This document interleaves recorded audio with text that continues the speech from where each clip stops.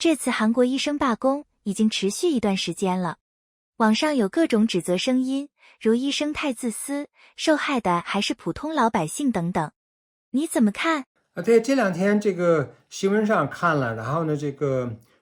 西方媒体也看了，中国的媒体也是大量报道 ，B 站上铺天盖地的报道，然后好多人呢私信，不是私信倒没怎么问，但有几个问的，但是留言里边有好多啊。一开始呢，我就对那种铺天盖地的指责、谴责这些罢工的，我就觉得有个本能的反感。后来我就去做了一些调查研究，当然那里边的内容特别多，我也没有时间做那么大量的调查研究。但是就是分析大家各方面的报道，我想啊，咱们今天谈谈这些报道到底反映了一些什么问题。我想说呢，这个韩国的这些大夫啊、实习生啊、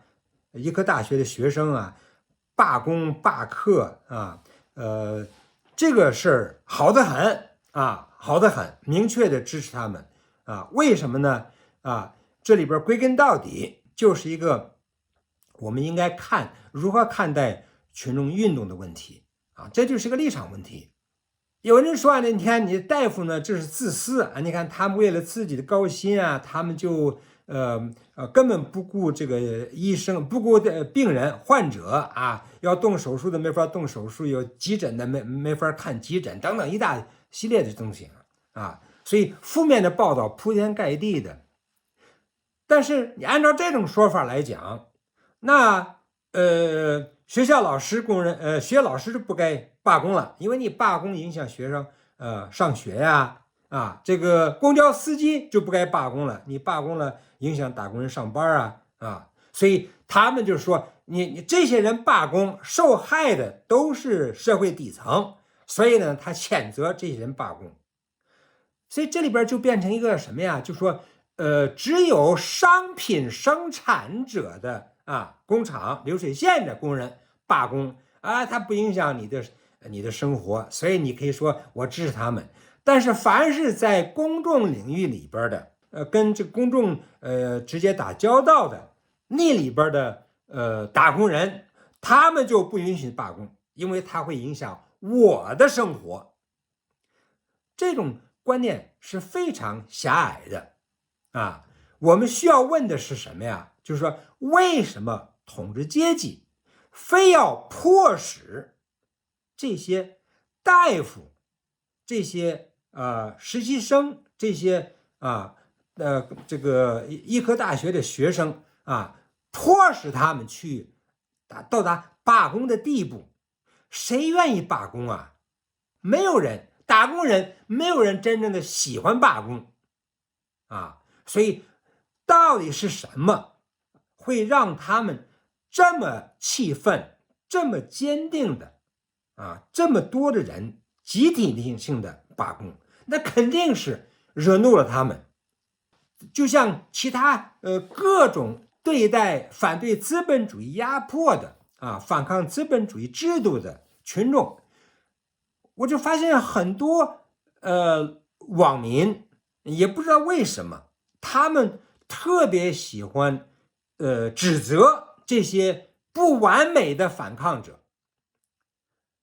你比如说那个哈马斯这个栖息的这个以色列也是一片指责说无辜老百姓被伤害了。我要是巴勒斯坦人，我恐怕不支持哈马斯那种做法，但是外人真是无权指责他们，因为以色列美帝国主义对以色列支持剥夺了他们所有其他反抗的手段，那人家只能这样做了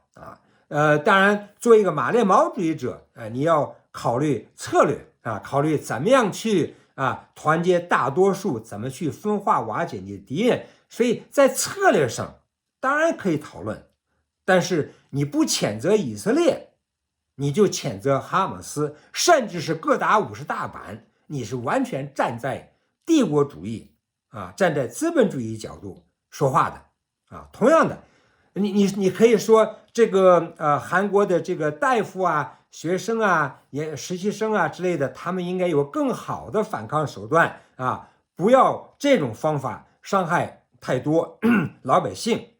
你不想想，人家为什么要这么反抗啊？这个责任怪谁？这是怪统治阶级啊，怪韩国政府啊，是韩国政府逼的这些人不得不用这种方法去捍卫自己的权利了。所以我就觉得，凡是有大量打工人参与的啊，这种反抗资本主义的，都有它的合理性啊。群众参与的，你必须看到，凡是大量人民群众参与的啊，群众运动，它有天然的合理性啊。所以工人阶级他要改变自己的命运，他就必须互相支持、互相援助啊，必须支持所有其他打工人反抗资本主义的、反抗帝国主义的这种行为啊。有些看起来好像不是什么革命行为啊，不能用这个完美的反抗者的角度去看这些人的反抗。我觉得最主要的还是要看他的大方向，他的大方向到底是对准了普通老百姓，还是对准了统治阶级？当然，这些公众领域的啊，不管是大夫啦，这个公交司机啊，学校老师啊，他们罢工，所谓直接受害的当然是普通老百姓，但是他们矛头不是对着普通老百姓，他们的矛头是对准的统治阶级的，对准的资产阶级的啊。你不从这儿分析，你就看不清这些运动的进步性啊、革命性。实际上，韩国政府这次的做法，他是故意的，他是通过扩招来转移矛盾，他是挑动群众斗群众。因为韩国的医疗系统95%还是左右，反正90%以上都是私立医院，而且这些私立医院都是大垄断资本建的啊，三星啊，各种我说不上，好多这些大垄断资本建的医院，私立医院全是为利润。所以呢，我们看到的是大量的人民需要的普通的这种医疗，很少找到大夫，那些大夫的工作时间非常高，非常长啊，待遇其实并不高啊，但是有大量的这些什么整容啊，好多这些奢侈的啊那种这个机构到处都是啊，所以资本就是逐利的，所以他呢就不是考虑人民的身体健康，他考虑的是怎么赚钱啊。所以就像中国前一段不是有那个叫莆田吧，莆田系啊，莆田系就是有私立医院就是为了牟利，哎呀，那不择手段，然后过度医疗，然后给你误导啊，本来一个很简单的一个治疗方法，他非要给你开好多药，做好多化验啊，他是完全是从盈利的角度去看。每一个进来医院的人啊，都是他的摇钱树啊，是这么来看的。那么韩国政府呢，他通过扩招能克服这个问题吗？克服不了。你通过扩招了以后呢，它会使得这些大夫们更卷，本来就是卷的了不得，更卷，但是呢，并不能克服广大老百姓医疗面临的问题。所以我们还是要看群众运动还是要看它大方向到底是谁啊。所以呢你看现在资产阶级媒体呢，把这个罢工的受害者描绘成这些医院的患者啊，这都是统治阶级挑动群众斗群众的后果啊。所以他们这样做就是要当然是一个重要的原因呢，就是要大选了，要竞选了，所以政客呢知道韩国人民对医疗制度意见非常大，怎么办呢？他用转移矛盾的方法就把这个矛头转上医疗系统的工作人员而不是垄断资本，这些大垄断资本所建立这些医院为了牟利导致的这个真正老百姓能看病的医疗人员非常少啊，所以这些都是韩国政府统治阶级大垄断资本啊，它非常怎么说呢？非常巧妙的啊，非常聪明的专门挑动群众斗群众。就像美国当时，你看那个谁，那个里根啊，里根要砍这个社会福利啊，对贫困救济，就捡了几个啊，所谓这个welfare queen， 就是一些这个妇女啊，领好多政府救济啊，不什么也不干啊，带一帮孩子啊，宣传好像这些人都是吸血鬼。啊，老百姓呢上税去供养这些吸血鬼啊，他呢就颠倒是非啊，混淆黑白啊，就是要让普通老百姓把自己的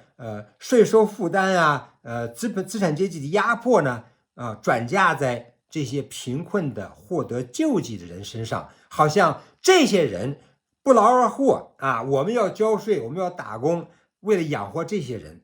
真正压迫他的是那些实力者呀，那些股市上炒股的呀，那些统治阶级，那些大垄断资本财团啊，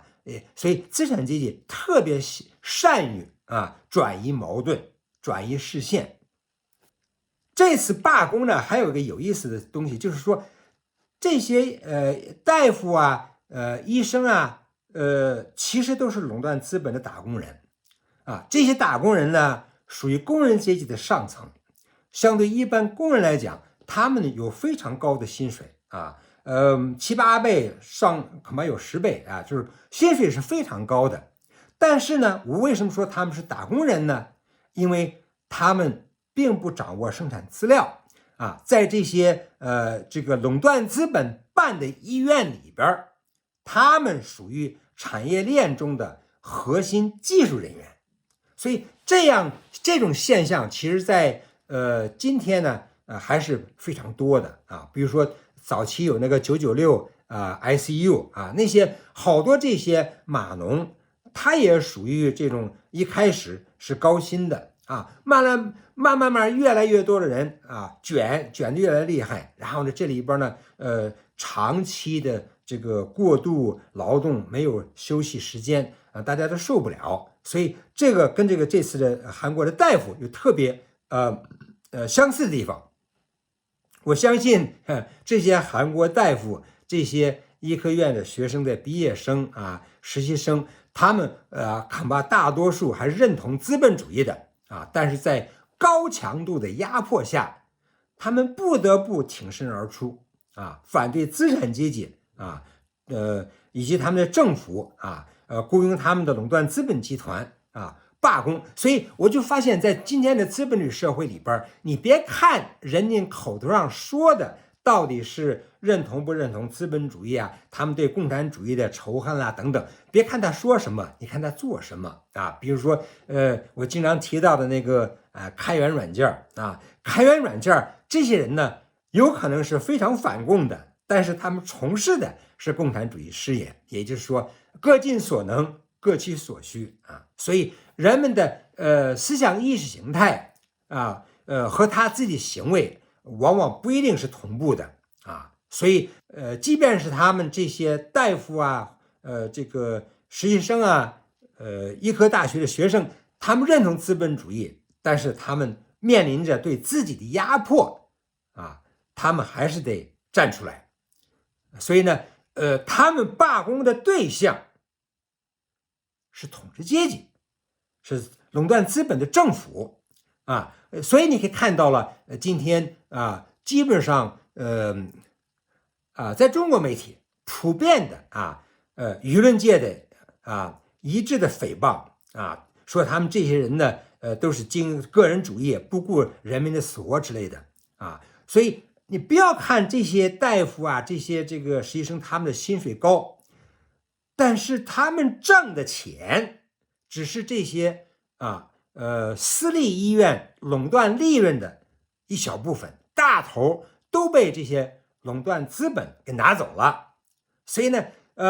这些呢都是医疗私有化的结果。所以你不从医疗私有化导致这些问题出发，你指责这些大夫、这些